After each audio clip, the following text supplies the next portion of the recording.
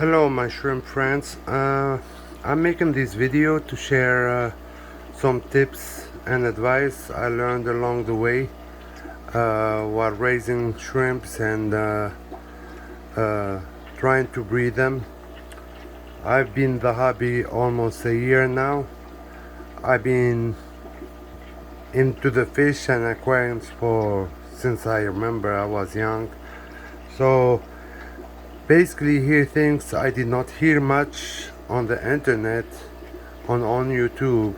I'm trying to help the new coming to the hobby so they avoid these mistakes to have hopefully a good colony. Let me start with the first tip. By importance, I think temperature and TDS are more important than ammonia and pH.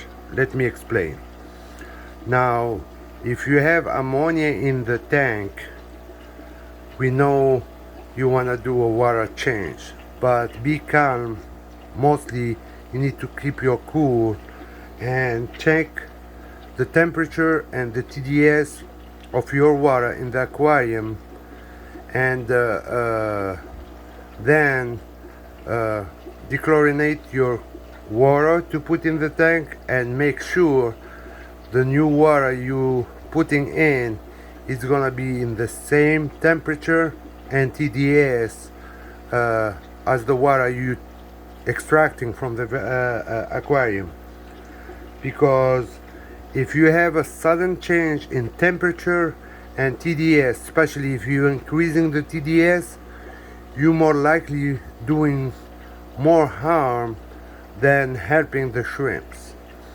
Now if you see your shrimp most of your shrimp swimming all over or going up, grasping for air and then falling backwards couple inches to fly up again, most likely you have excessive ammonia in the tank.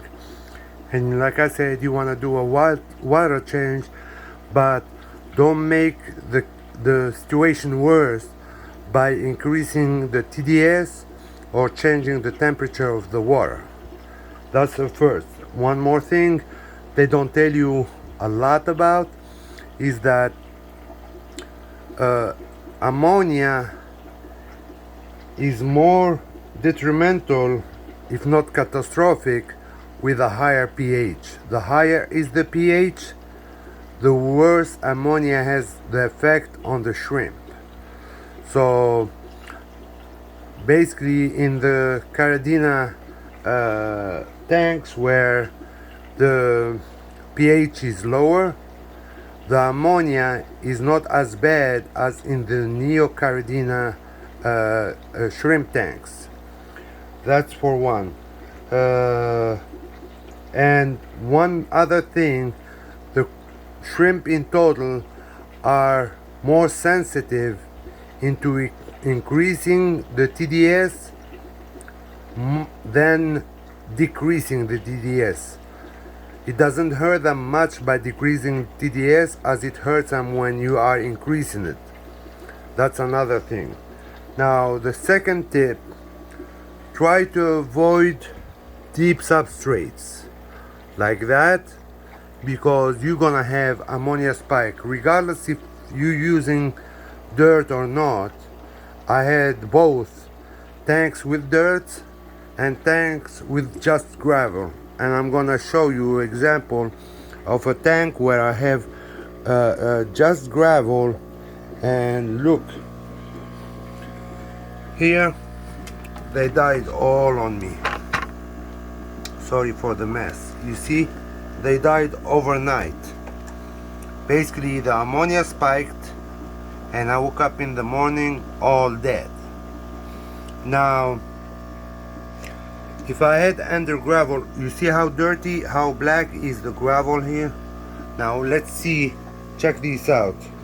This is a tank of goldfish, and we know how messy are the goldfish. It's 8 of them in a 30-gallon, and look how clean is the gravel. This is 2 years old tank, and I have under gravel filter, which is keeping the gravel clean even though the goldfish is the messiest. You might wanna basically, this is the feeding tubes. I made my own. You can get them online to feed the bottom feeders of the tank, especially when you have 2 feet long aquarium. One other thing, the ammonia is kind of forgiven when you have a bigger tank than when you have the 10-gallon tanks. So for the smaller tanks, and this my Caradina shrimp tank, I have only few.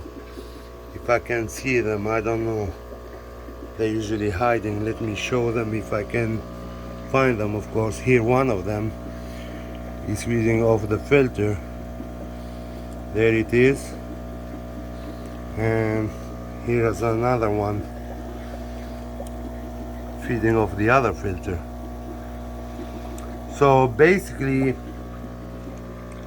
the lower is the substrate, especially for the Caradina and this active substrate, I'm using what's called fluorine vulcanite Ryu Cafe, which is very expensive. So it works both ways for you to keep a lower substrate with this product, because the last I checked, the 15 pounds of these is like $65 almost.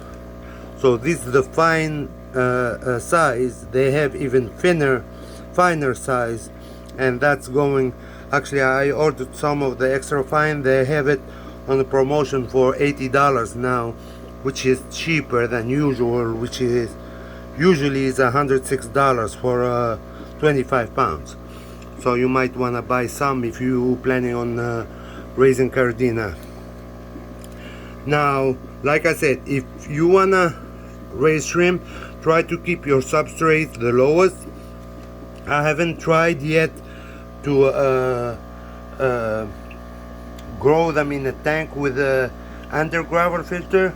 I'm gonna try. I've been watching what's called Mr. Novak, Dr. Novak videos about the substrate thing, and I'm gonna try to make a plenum using different things, including I mean, it's an experiment kind of thing, where I'm gonna have bio balls, lava rock, organic dirt, pea gravel, cat litter, zeolite, under gravel. I'm gonna try a lot of experiments, and I'm gonna post the video in the future. Hopefully you'll be there to watch it. But for now, if you wanna be successful, keep your substrate at the lowest. It does help a lot when it comes to ammonia. Another suggestion, now all the plants you see there, it's the live plant. Basically, it's not fake stuff I have in my aquarium. And you see, even with the live plant, it's not like cleaning the substrate or anything.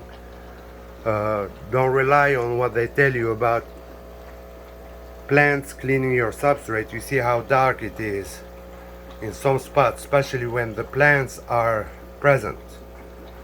So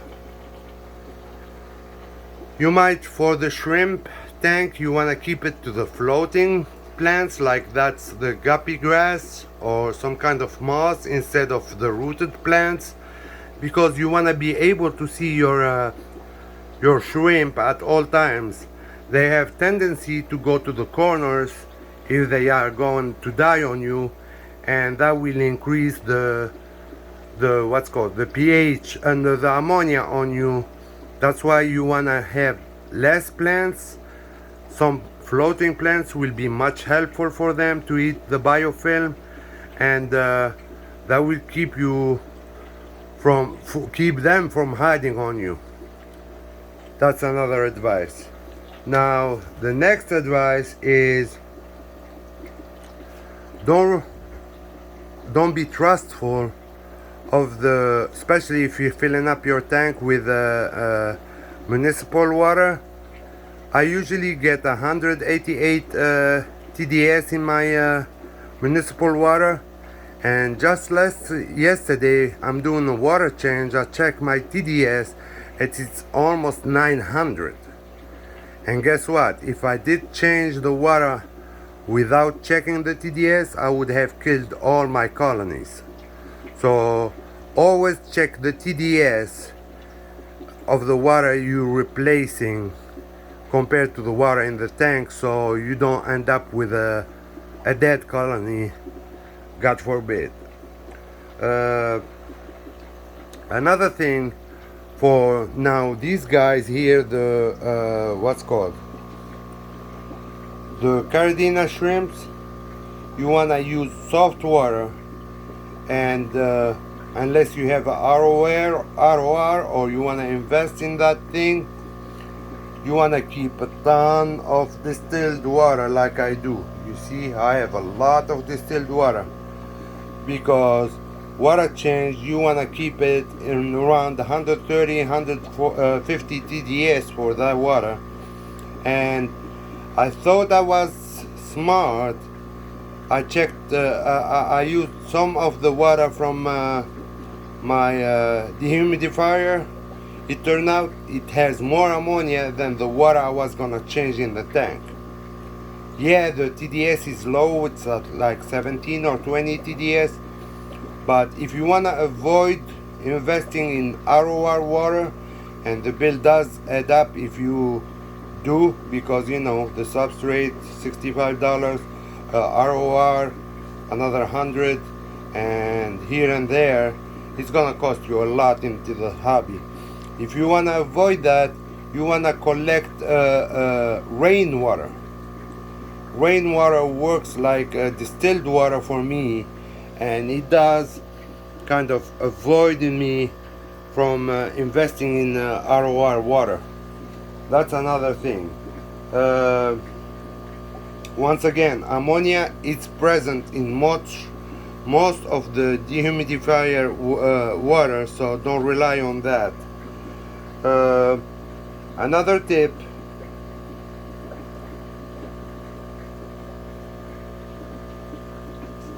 you don't want to use hang-on filters unless you put something like, you see this here, the pre-filter I have on my hang-on filter, that will avoid your shrimp going through.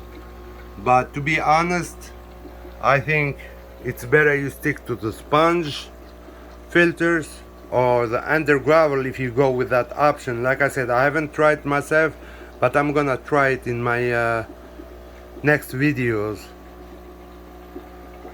God willing. Now, the last advice kind of thing, if you are planning on adding snails, and I know they are good for the aquarium, you might want to add nitrite, or I forgot what they call them, the snails, nitrite snails, or any other snails but the bladder snails. The bladder snails are the worst. They multiply in no time, and they increase the bio load of your aquarium like exponentially, and it's so hard to get rid of them. Every night you're gonna end up having tons and tons of eggs. Let me see if I have any here. I'm trying to, here, you see here the eggs. I just cleaned the tank too. Here are the eggs. They lay them everywhere, and you're gonna end up with crazy amount of snails in no time. So watch out for that. You don't wanna get them suckers in your tank, because if you do, you are stuck with them. It's so hot here. I just cleaned them here. Here's some more there. You see them? They put them everywhere.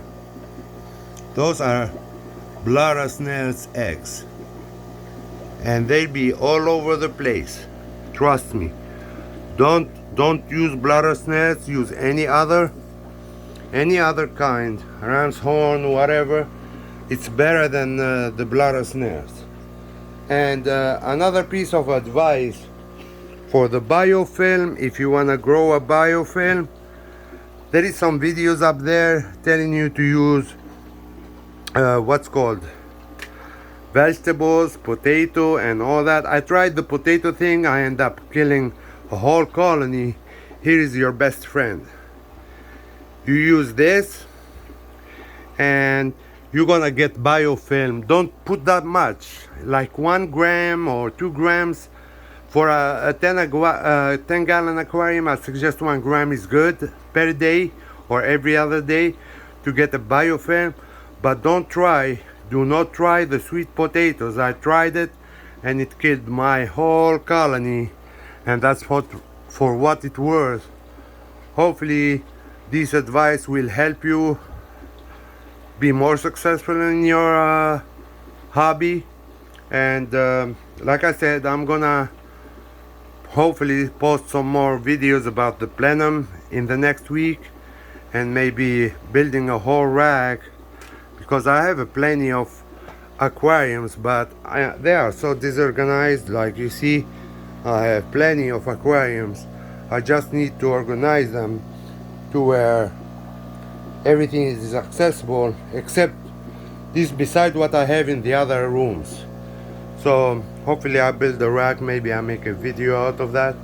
And if you guys wanna watch the video of the rack build up, because it's gonna be a mix of 10 gallons and 20 gallons long, I'm gonna post that video. And if you are interested in these bottom feeder tubes I made myself, it costs you much cheaper than buying them, because the customized one for the 2 feet, I know that they are expensive online. I made my own, and I made them actually for most of my aquarium. You can see them there, and even here.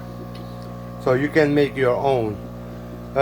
If you want the video how to make your own, you let me know in the comments. Any questions, please put in the comments, and I'll get to you as soon as I can, hopefully in no time. And if you find this video helpful, please give me a thumb up. Talk to you soon. Bye.